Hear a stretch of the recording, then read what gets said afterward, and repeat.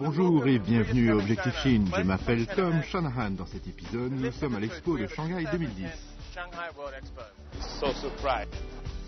Very friendly. It enriches my life. It's been wonderful. We're very proud.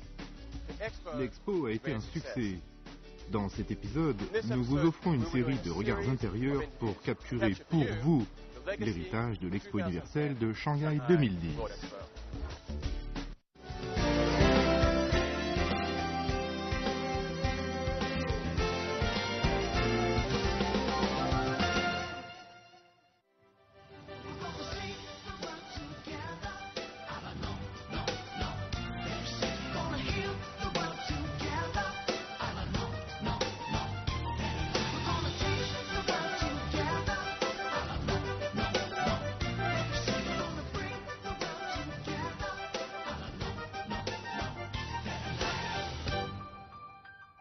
Salut et bienvenue à l'expo de Shanghai. Je m'appelle Tom Shanahan et dans cet épisode d'Objectif Chine, nous sommes à l'expo universelle de Shanghai 2010.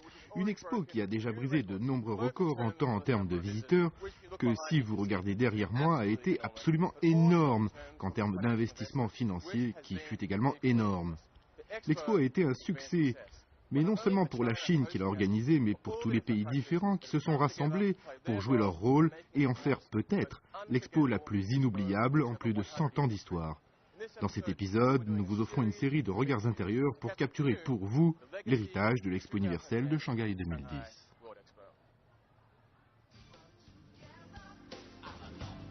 Le thème de l'expo de cette année est une meilleure ville, une meilleure vie. La longue histoire d'engagement avec la communauté internationale et le fait que la ville de Shanghai soit peut-être une des villes les plus modernes de Chine font de Shanghai le choix idéal pour accueillir l'Expo universelle de 2010. L'Expo universelle a commencé en 1851 à Londres et a depuis atteint une importance de plus en plus grande en tant que plateforme internationale pour un dialogue économique, scientifique et aussi d'échanges culturels. L'Expo de Shanghai a été un mélange hétéroclite de cultures différentes avec la communauté internationale d'experts en apprenant tout autant sur les Chinois que les visiteurs chinois sur eux. The Chinese people are warm, but they're very inquisitive. Very, very inquisitive, which is good. Because then you say, as I've said, the opportunities of us being here give us an opportunity to really engage and at least educate and inform them about who we are. So you've got that interest already, you know, from ordinary citizens. But secondly, which is very, very good and pragmatic for me, the Chinese people don't take anything for granted. They plan everything in detail. You know, I always say to people, they understand the methodology of connecting the dots. You know, even the smallest little dot, nothing is taken for chance. And that is very critical for somebody like me whose job entails promoting my country. So I always need to have that holistic picture. But it has to be done in a way that is properly planned for us to achieve our objectives. And those for me were the two critical lessons I've learned. I knew Shanghai and China enough. It's never enough, but enough. I'm not so surprised. I know that Chinese people are enthusiastic, are curious, are people that like to work, and what we didn't expect is so much enthusiasm towards our pavilion. This was a very, very nice surprise from our point of view. If you go in Shanghai, or at least in the past, there was this small street called Shikumen, and they are very similar to the Italian small town. So it's a way just to remind to people that Italy and China are not that far. I've actually found living in Shanghai much, much easier than frankly I'd expected. I found people very friendly. I found most people I interact with know a little bit of English. Some know a lot of English. I mean, I know a huge effort has gone into making this a welcoming environment for us here at the Expo, and I think it's worked. And I think all of our staff here, all of my staff, have just found this the most fantastic experience. I learned also a lot about other countries, about China especially, because China is such a big country, such a huge diversity culturally, with the minority people and everything. But you can discover everything here at the Expo. And for me personally, it was It enriches my life. I think my main admiration here in Shanghai Expo goes to the visitors. When I see the patience, the enthusiasm, endurance of visitors to go through the waiting queues, because I have spoken before about so many VIP events I have hosted in this pavilion. VIPs were lucky to some extent because they could not have to wait the long waiting hours. But for me, the main VIP person was the ordinary Chinese visitor who was waiting through the waiting lines, where the waiting times were sometimes beyond 5 hours, 6 hours. And that is a truly amazing thing to see, with such patience and disciplined people are going through this. Well, I must admit, not as much as I would have liked to have learnt about China. Of course, my main focus has been on this beautiful Australian pavilion and making sure that we have the best ever presence. So my personal wish of getting out and exploring more of China hasn't been able to be realised, but I'm certainly hoping and looking forward to coming back and exploring and learning more about China. But I must admit, in terms of the Chinese that I've had dealings with, and this has been at very, very senior levels, also right down to levels of, simple folk. It's been wonderful. I've learnt that the Chinese are exactly like us, curious about other societies, keen to work together, keen to build relations.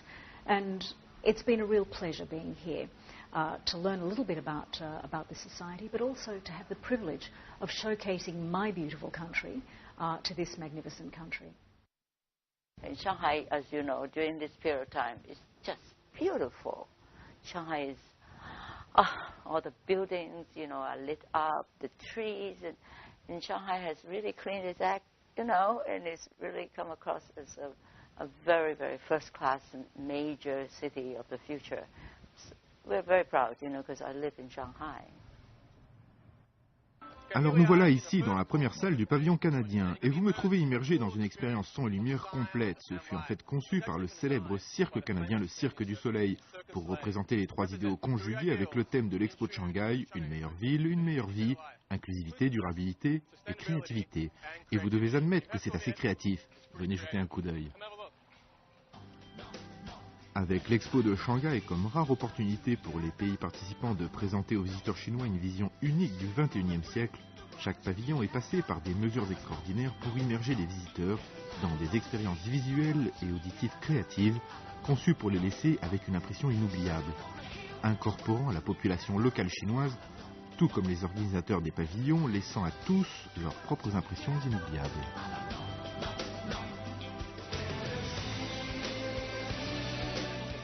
I think that people forget that almost 200 countries are here as well. So you're really bringing the world together, and rarely in history does that happen. And so one of the things that I've learned is really how important and how the Chinese see this is not just a Chinese event, but a worldwide event. I think sometimes we forget and we think, oh, well, we're doing it in China, we're doing it in Shanghai, it's a very Chinese thing.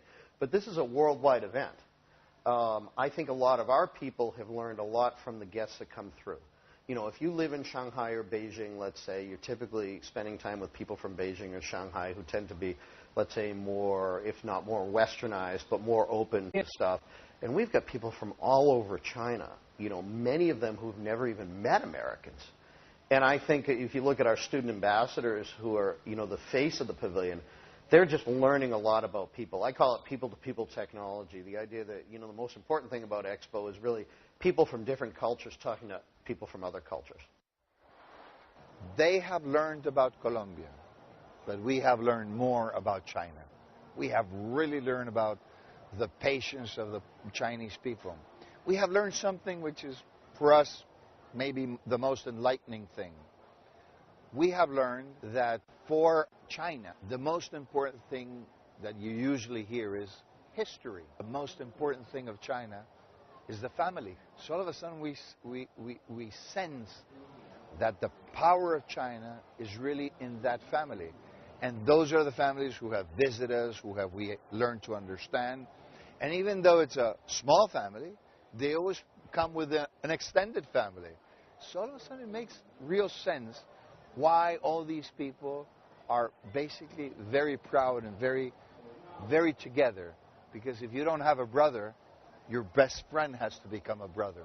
And then all starts making sense. This is a real learning opportunity for foreigners like us. something else that we've learned. We come to this country, and all of a sudden we think we're going to sell things in this country, so we always multiply by 1.3 billion people. And then we learn from the leaders that they divide by 1.3 million people. And that is a learning experience and a sobering experience for all of us.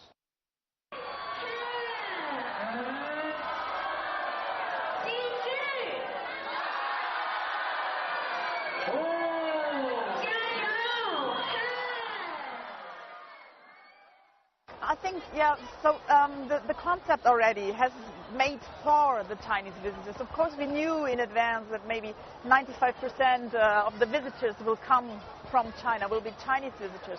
So the concept, yeah, works, I think, especially in China.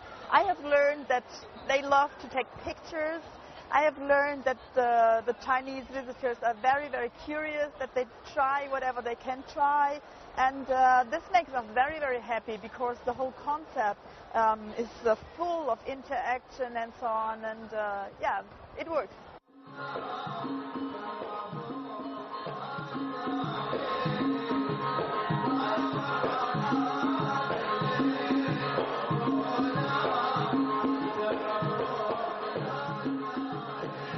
This is probably my 8th or 9th visit to Shanghai and to China since the expo started. And each time I come, I learn more things about its people, its culture, and I admire also the rapid development that they are managed to achieve, and also they are keeping their roots. They are not losing it. They are not. Their values, I think, is still there. When you talk to them, when you go to their homes, you see that they still cherish their old habits, and family values for them is very important. This is something we share. Also, the people here are I admire their capability or the ability to change. I've seen the rapid changes that has been happening in China, and it's something. I mean, everybody can. I mean, when they see it, you must admire it. I have a lot of friends. They are very friendly people. So I really become attached with this country and this city. And I think it's a great nation with a great future.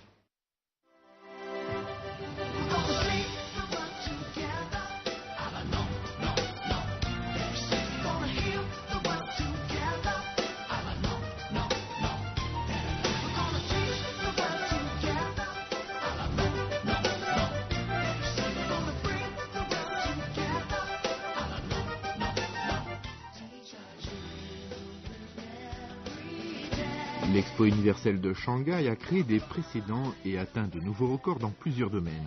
C'est la première fois qu'une Expo universelle se déroule dans un pays en développement. C'est un nouveau record pour le nombre total de visiteurs, dépassant les 73 millions. C'est un nouveau record dans le nombre total de pays et d'organisations participants, 246.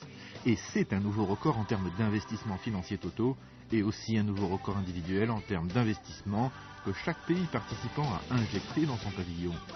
Tout ceci peut être pris comme l'illustration du rôle accru qu'occupe la Chine sur la scène mondiale et l'importance de chaque pays dans ses relations avec la Chine.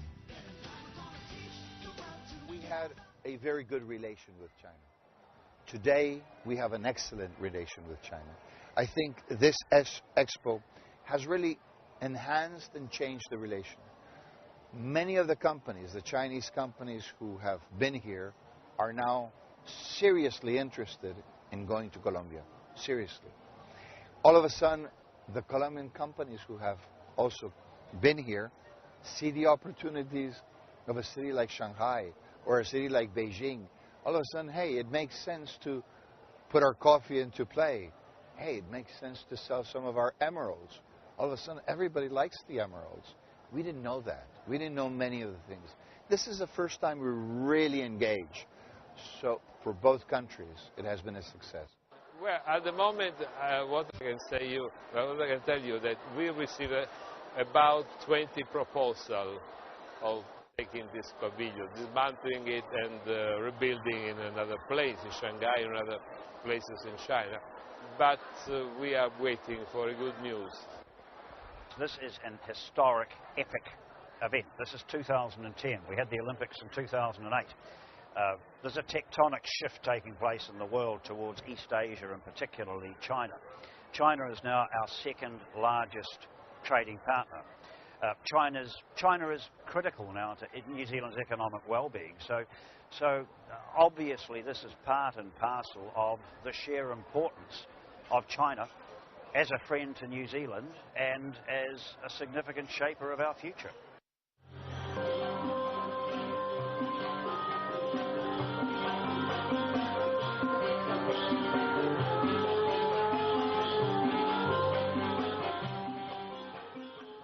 For us, China is one of the most important countries in the East. And our relation with China has progressed over the past 20 years to become one of the best. Indicate that our recent King Abdullah, paid his first abroad visit to China. So that implies how important China is to Saudi Arabia and how we appreciate the friendship between the two countries. Also, the Chinese president visited Saudi Arabia 2 times over the past 3 years. And that also signifies how both countries look to each other. We have a lot of common, a lot of trade. We believe that we have a lot of common between our two cultures and our two histories. In fact, we share a lot of common values. And we wanted to show them that we also share it together. So when you start entering the pavilion, you see a number of messages that symbolize this and indicate that this relation is so important to us. I think it's obvious to everyone in the United States and in America, and even our visitors, when we ask them why did they come here, they talk about the importance of the U.S.-China relationship. So, you know, there's a story, right, about the USA Pavilion, and at one point it wasn't even clear that we were going to be here. And so I think that everybody in the United States, led by Secretary of State Clinton, really got the sense that we had to be here, and we had to be here in a big way. So I'm hopeful that our presence here is sort of a sign, to the Chinese people and also a sign to Americans of how important the U.S.-China relationship is. I think even though we attended others, this is the first time that we attended with such a big, as small as it is, for us, for Israel, a big investment. This is the biggest investment ever in the history of Israel's participation in the Expo. We decided, the government of Israel decided back in October 2007 to take part in this Expo because it's China. It's very important for us to enhance the relations with China. We are celebrating this year 18 years of diplomatic relations. 18 again is a very important number. But still, we appreciate very much the relations. And I think all the countries around the world are here for the same reason, to enhance the relations with China. And I think also, historically speaking, it's the biggest, it's the largest, it's the most impressive expo ever. I don't know if anybody any country in the future could really match the level that the Chinese people did, the Chinese government, but the Chinese people, taking this. You see the Chinese people around us. I mean, it's amazing the level of curiosity, the level of interest that they show, coming in and asking questions. It's beautiful, and I think, for that matter, we succeeded in our decision to come to China because China is coming to us, and we have this dialogue. Growing. This is really what we're about. We're trying to grow our business with China. We already have an excellent trading relationship, as I said. China is Australia's largest trading partner. But we know that Australia has to keep being competitive. It is a big market here, but there is a lot of competition for the Chinese market.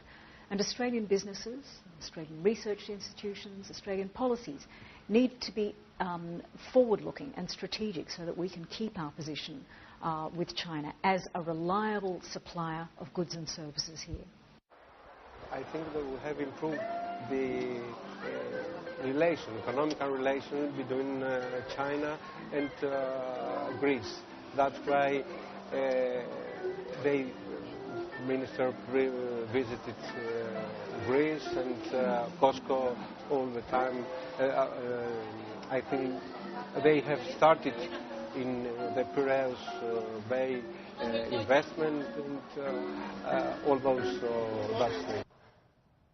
Une chose que vous devez faire est de venir ici, au sommet du pavillon de l'Arabie Saoudite, et regarder le parc de l'Expo après le coucher du soleil.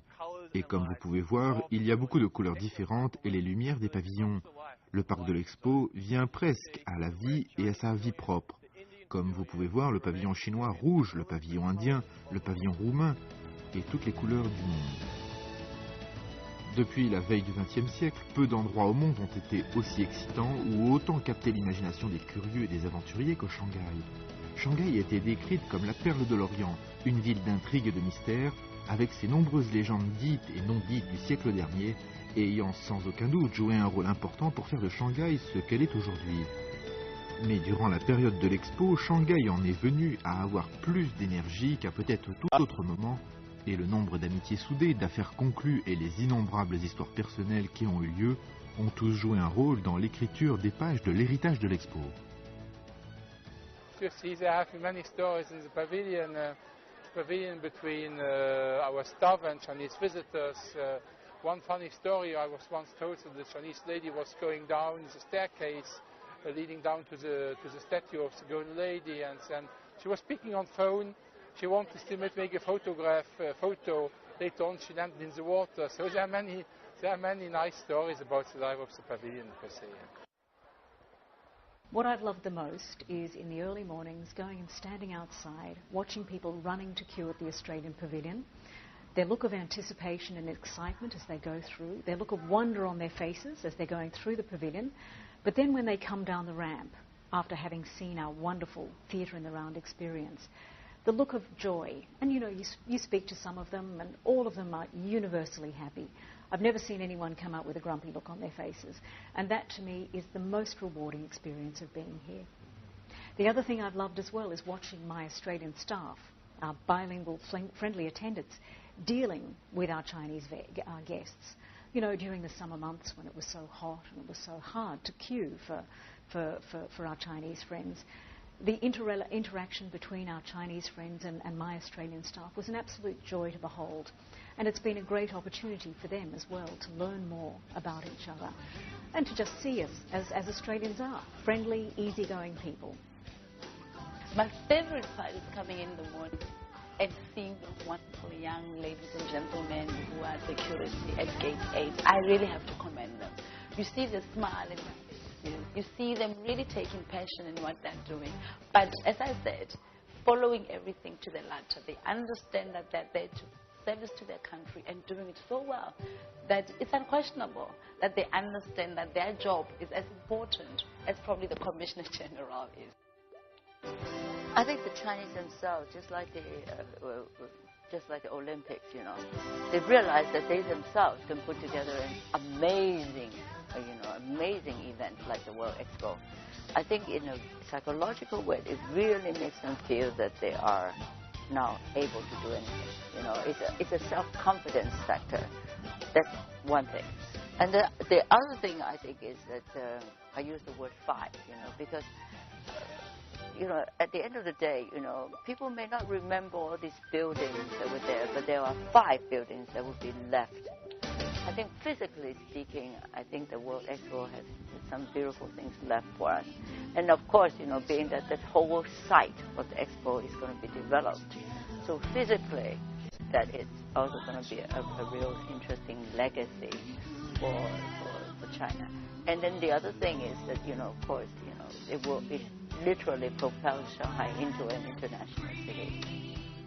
First is, of course, the entry into our pavilion, the wall of Shanghai, we call it. It's commemorating the righteous among the nations, the Chinese consul in Vienna at the time that helped saving Jews. Actually, basically, we have 30,000 Jews were saved in Shanghai. It's a unique story. A very exciting moment of my life here in the Expo was when his son came to visit. And he looks very much like him. And we were standing here, and I have a picture with him. I am a Holocaust survivor daughter, second generation. For me, the righteous among the nations, this is a diploma and a title that has been bestowed upon his father by Yad Vashem, the Commemoration Institute in Israel, for the martyrs and the Holocaust victims. For each organizer, the Expo is a new thing. They never did it before. So, of course, they have to learn a lot. There's a lot to do in the first couple of weeks, in the first month. You have to adopt your systems. You have to adopt your, or to change or to approve, to make it better. Yeah, the security checks, for example. But that in this very case, it was nice to see that there was always a very quick reaction to problems.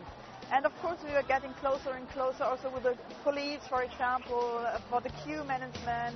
And we are very, very grateful that that happened so quickly and in a good way and a good cooperation.